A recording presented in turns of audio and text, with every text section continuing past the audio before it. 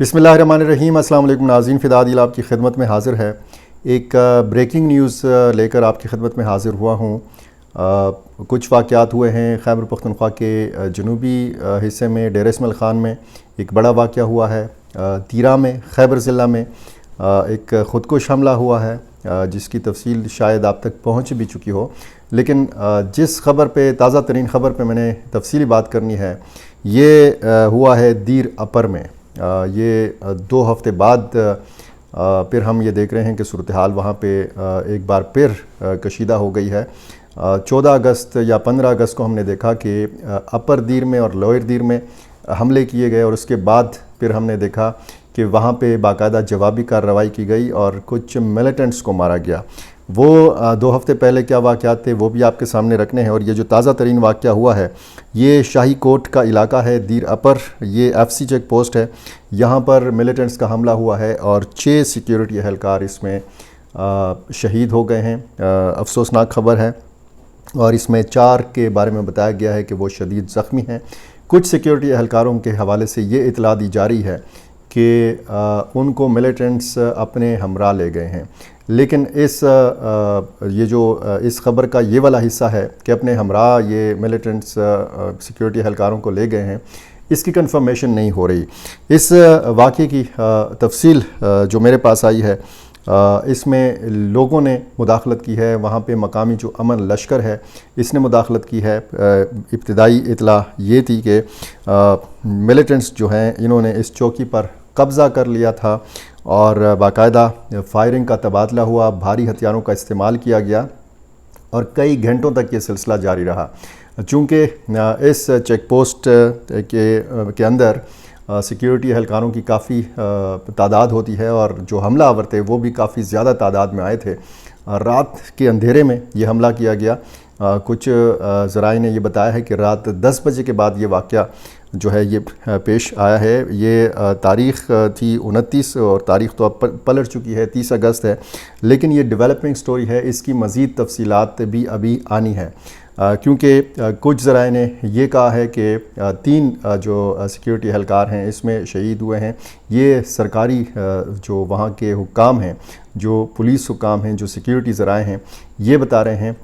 इतलात जो मैंने मकामी सहाफ़ियों से भी बात की है वो भी ये कंफर्म कर रहे हैं कि इस वाक़े में जो है ये शहादत जो हुई है ये इतने ज़्यादा जो हमला आवर आए थे तो ज़ाहिर है कि शहादत का वाक़या और ये जो फ़िगर बताया जा रहा है कि 6 FC एहलकार जो हैं इसमें शहीद हुए हैं।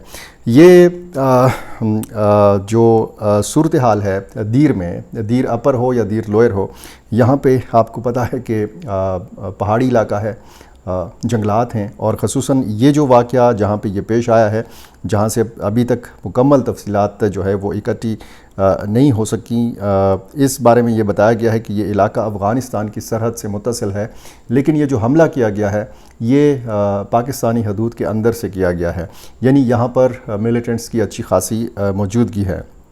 ये जो है ये भी बताया गया है कुछ ज़राए की तरफ से कि ये जो फायरिंग का तबादला हुआ है इसमें 8 से 12 तक मिलिटेंट्स के बारे में भी बताया जा रहा है कि उनको मारा गया है। इसमें आम लोगों ने फिर बंदूक उठाई, फोर्सेस का साथ दिया और ये जो कब्ज़ा था चौकी का ये छुड़ाने में वो कामयाब हुए हैं।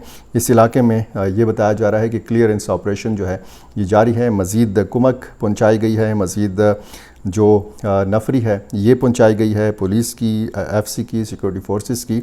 और इसमें एक ऐसी सूरत हाल पैदा हो गई थी कि मिलिटेंट्स और अमन लश्कर के लोग या जो वहाँ के मकामी लोग हैं ये आमने सामने आ गए थे। फायरिंग का तबादला हुआ है।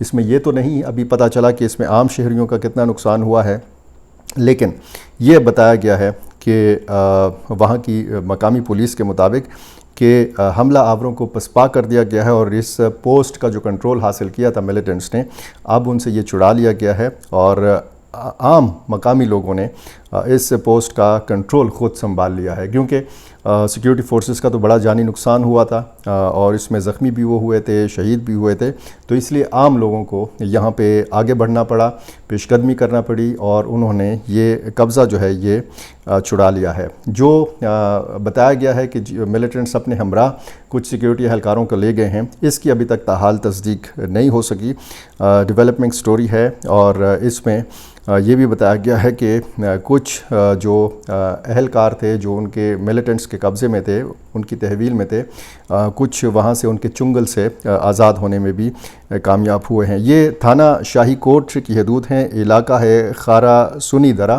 یہ 163 ونگ سکاؤٹس کی چیک پوسٹ پر یہ حملہ بتایا گیا ہے، اور اس میں یہ بتایا گیا ہے کہ یہ جو شاہی کوٹ چیک پوسٹ ہے، اس کے آس پاس جو آبادیاں ہیں یہاں پر بھی ایک صورتحال کافی کشیدہ تھی۔ باقاعدہ اعلانات کیے گئے اس مقامی علاقے میں کہ جی یہ والی صورتحال پیدا ہو گئی ہے، تو لوگوں نے باقاعدہ میدان میں نکل کر یہ مقابلہ کیا ہے اور یہ صورتحال پیدا ہوئی ہے۔ جو بھی اس حوالے سے مصدقہ اور مستند اور حتمی جو اطلاعات ہیں وہ موصول ہوتی ہیں، وہ بھی میں آپ کے سامنے رکھنے کی کوشش کروں گا۔ فی الحال جو میرے پاس یہ معلومات آئی ہیں تو وہ میں نے آپ کے سامنے رکھ دی ہیں۔ وادی تیرہ میں آج بلکہ گزشتہ دن ایک واقعہ ہوا، تھانہ میدان کا یہ علاقہ ہے زخا خیل، یہاں پہ پڑاک بنگلہ ہیڈ کوارٹر کے گیٹ پر خودکش حملہ ہوا۔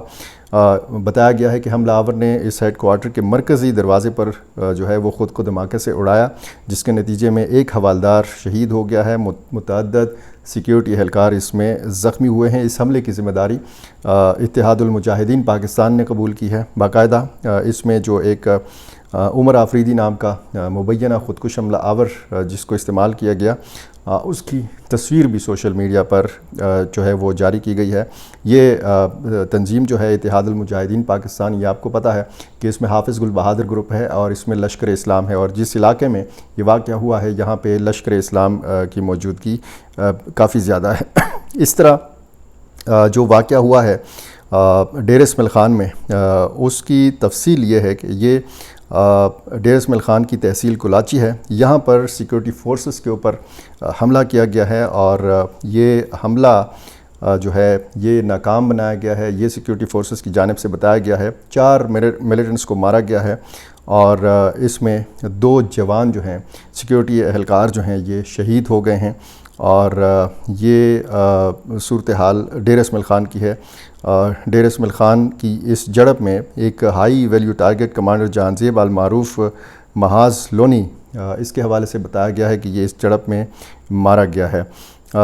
یہ صورتحال ڈیر اسماعیل خان کی ہو، جنوبی جو باقی اضلاع ہیں یہ، اور پھر آپ بالائی اضلاع میں دیکھیں، خصوصاً جب ہم باجوڑ کے حوالے سے تو بات کرتے رہے ہیں، ہم جنوبی اضلاع کے حوالے سے تو بات کرتے رہے ہیں، لیکن یہ جو صورتحال پچھلے کئی دنوں سے، پچھلے کئی ہفتوں سے دیر اپر میں، دیر لوئر میں جاری ہے، تو یہ انتہائی ایک تشویشناک صورتحال ہے، اور ظاہر ہے کہ یہاں اور پھر ہم جب چلاس میں دیکھتے ہیں، گلگت کی صورتحال کو دیکھتے ہیں، وہاں پر بھی حملے ہوئے ہیں اور اس میں بھی شہادتوں کی خبریں جو ہیں وہ موصول ہوئی ہیں۔ یہ گزشتہ دن کی بات ہے۔